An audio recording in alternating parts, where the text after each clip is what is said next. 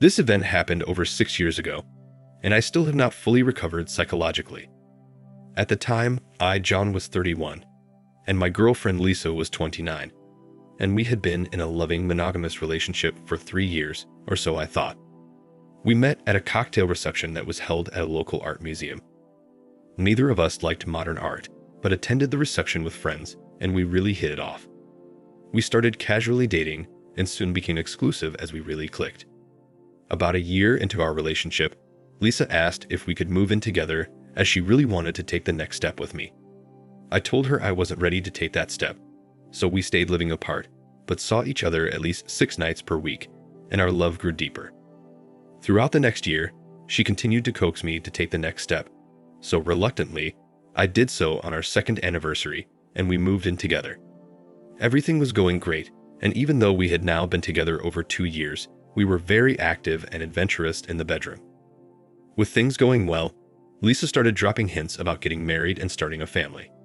I told her, potentially, I saw that with her, but I wanted us to use the time living together to see if we were ready to take that next step. About 3 months into our cohabitating, I got a big surprise. Lisa called me at work to say that she missed her period and she may be pregnant. This was a surprise since she was on the pill. She swore that she never missed the dose, so I chalked it up that we may be one of those couples in the 9% failure rate for the contraceptive. After I hung up with Lisa, I experienced a range of emotions from fear to excitement. The more I thought about it though, I became overjoyed about the prospect of being a father. Driving home that night, I was on cloud 9, and when I got home, I hugged and kissed Lisa and told her how excited I was that I was going to be a dad, and she was happy to hear it. As the weeks went on, Lisa started asking when we might get married. I told her that I was not ready for that now, but it was definitely something we could consider after the birth of our child. She understood, but kept bringing up the subject several times a week, saying how much she wanted to be my wife and spend the rest of her life with me. We spent the next few months prepping for our child and converting our spare bedroom into a state-of-the-art nursery. I spared no expense on the furniture and fixtures, and we were ready for our first child. Things were going so well for us that at the end of Lisa's 7th month, I got down on one knee and asked her to marry me. She cried and yelled, "Yes, yes, yes, I will marry you, John." We were so happy. I told Lisa we can get married at the mayor's office next month, and then have a reception after our baby's birth, and she agreed. We had a day scheduled for our wedding, but a few days before the big day, the baby had other plans, and Lisa went into labor. We rushed to the hospital at 4 a.m., and by 8 a.m., Lisa had given birth to a healthy baby boy. I was in the delivery room with her and helped deliver the child. The birth went relatively smoothly. As soon as I saw the baby, I could tell immediately he was not mine. The baby had jet black hair, a deep brown complexion, and appeared to be of Hispanic descent. Both Lisa and I and our extended families are Northern European with light hair and fair skin tones. No one in either of our families are of Hispanic heritage. When the baby was placed in Lisa's arms, I looked at her face, and though she acted as if nothing was wrong, I could tell she was shocked at seeing the baby's features. My heart was beating 200 beats per minute, but I held it together and acted as if nothing was up. Lisa wanted me to hold the baby, which I did, and tears started rolling down my cheeks. I held the little guy and was unbelievably sad that he was not mine. But I kept it together and handed him back to Lisa and told her I was going to go out and talk to her parents and my mom and let them know the good news. I went out to the waiting room and broke the news. They proceeded in to see Lisa and the baby, and I told them I need to go for a little walk to settle down after all the excitement. I walked over to a little park area near a stream that runs through the hospital grounds and completely broke down crying. My world had been destroyed. I knew today I would lose both my future wife and the baby I had so much wanted. Time flew by as I cried my eyes out, and after about 30 minutes my phone rang, and it was my mother. She asked if I was all right, and I said I think so. And she said, "Son, I know why you left." I said, "Mom, the baby is not mine." She said, "Son, I know, and I will support you through this whatever you decide." With that, I composed myself, went to the restroom, washed my face, and headed back into the room. When I came back into the room, it was just Lisa, her parents, and my mom. The baby had been taken to the nursery and Lisa was exhausted from the birth. I suggested we all give her time to get some well-deserved sleep. As we were walking out, Lisa asked if I could please stay with her, and I said, "Babe, it's best you get some rest without talking."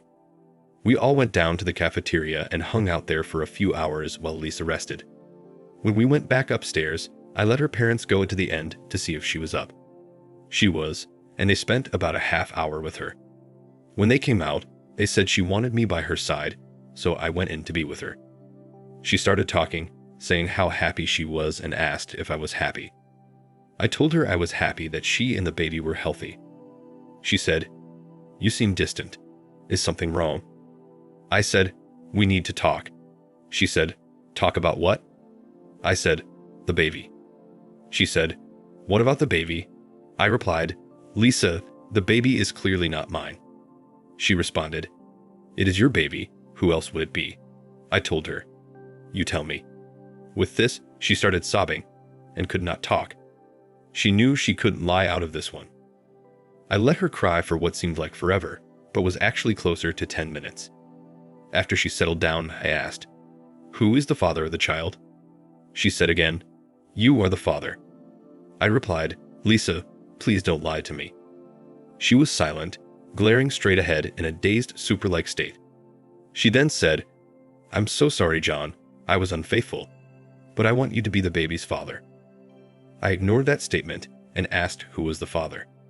She said 8 months ago, her ex came to town and they had a one-afternoon stand at our apartment. A little background about her and her ex. She and her ex met while working at a department store, and they were together for over 5 years, so this was a long-term ex. So after hearing this news and knowing whose baby it was, I got up, walked over to the window, and stared at the traffic below. She asked me, "Is our relationship over?" I told her that it was, as there was no way I could ever trust her again. With that, she burst into tears and asked if I could give her another chance. I told her sternly that it was not possible. I then told her that she needed to tell her parents about this now. She pleaded with me not to tell them.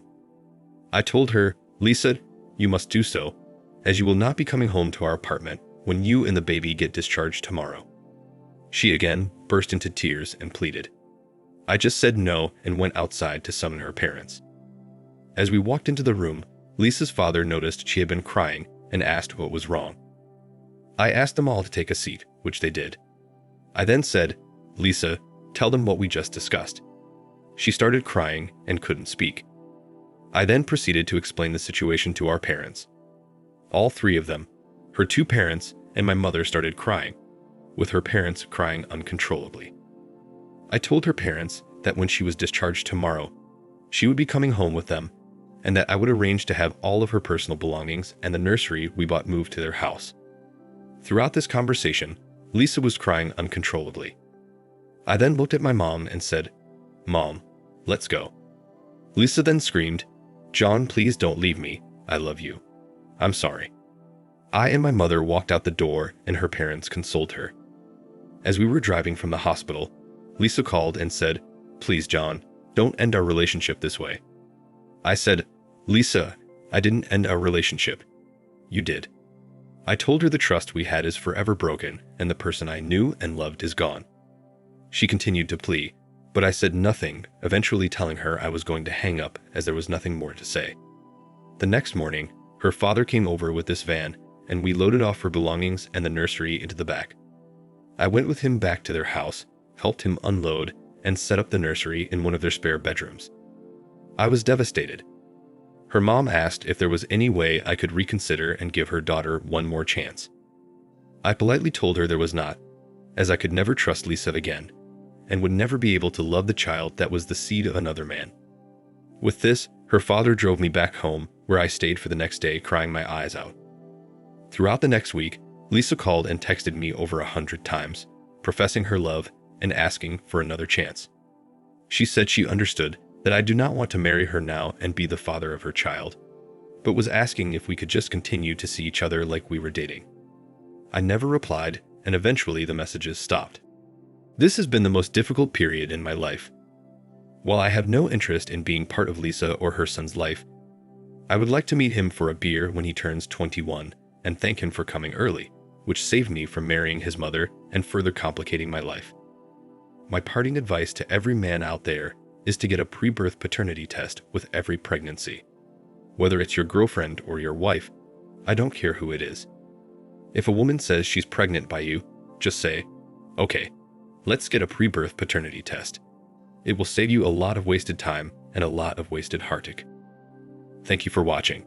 Like, comment, and subscribe if you enjoyed the video. Until next time, I'll see you again. Take care.